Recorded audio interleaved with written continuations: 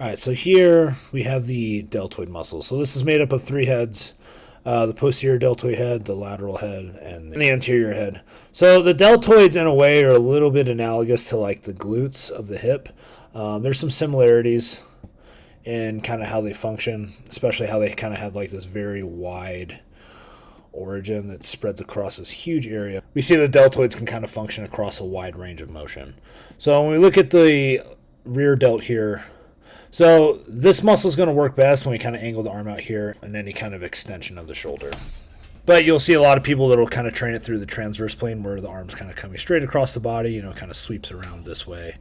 Or we can do it where the arm kind of comes up out into the front of the body and then it kind of sweeps down through this angle. You'll see this with different reverse fly variations, whether it's on the cables, the pec deck, that kind of thing. Rows are also very good for training the rear delt, but if you want to train that stretch position and get into longer muscle lengths with the rear delt, then you want to stick with cable versions that kind of get the arms up and across the body and then sweeping them back down this way. Next we have the medial delt. So medial delt covers up a pretty wide area through here. So I've noted about the medial delt, depending on the movement, we can kind of emphasize, the rear medial anterior portion of the medial delt. This kind of gets in the weeds a little bit. But in general, the medial delt is going to function as an abductor of the humerus. Any exercise that has the arm basically coming up out to the side is going to be a very good option for training the medial delt.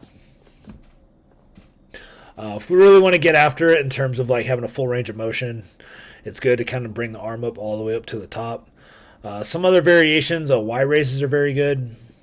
Y raises are probably one of the best exercises for training the medial delt, mostly because you can cross the arm in front of the body down this way, and this puts these fibers under a pretty decent amount of stretch, especially these rear ones.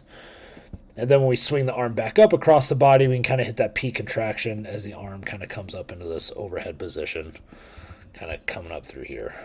And then we have other variations too, where same thing. We can apply a similar principle if we want to kind of get after this portion of the medial delt. We can abduct the arm, but we start with bringing the arm back behind the body and then close to the midline, and then kind of swing up, out, and to the front just a little bit. So those are just some general concepts. If you're looking at compound movements to train the medial delt, honestly, upright row variations are probably the way to go, along with any kind of like pull-through variations for what we would typically consider like your straight arm movements, like your lateral raises, that Y raises, that kind of stuff. Next, we have the anterior delts. So the anterior delts really just function to bring the arm kind of like up and across the body. Take your arm here, kind of swings up across the body that way. Basically, the way you would train the anterior delt is we kind of get like this line that kind of goes out to the side. So generally, if you're going to set it up, you'd set your hands to be at about waist level. On some kind of cable machine, you might let your arms go back behind the body a little bit to put this muscle under a little bit of extra stretch.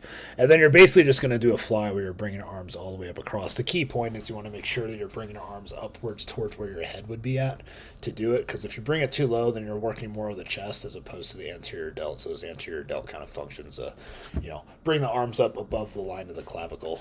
Looking at the pure isolated function of the anterior delt, that's generally the motion you'd want to do to grow it. But for the most part, for most individuals, we don't have to worry a whole lot about anterior delt training, as it does just about every pressing movement is going to train the anterior delt to a pretty large extent. Most individuals are going to have pretty well-developed anterior deltoids compared to, say, the medial delt here or the rear delt here. So any kind of like bench press, dips, overhead presses, all those types of movements, those are all very potent exercises for that anterior delt muscle. Depending on the context of your program, it's often not necessary for most individuals to do any isolation work for the anterior delt, except in specific cases where you're trying to train mobility, rehab, or you just want just a little bit of extra growth.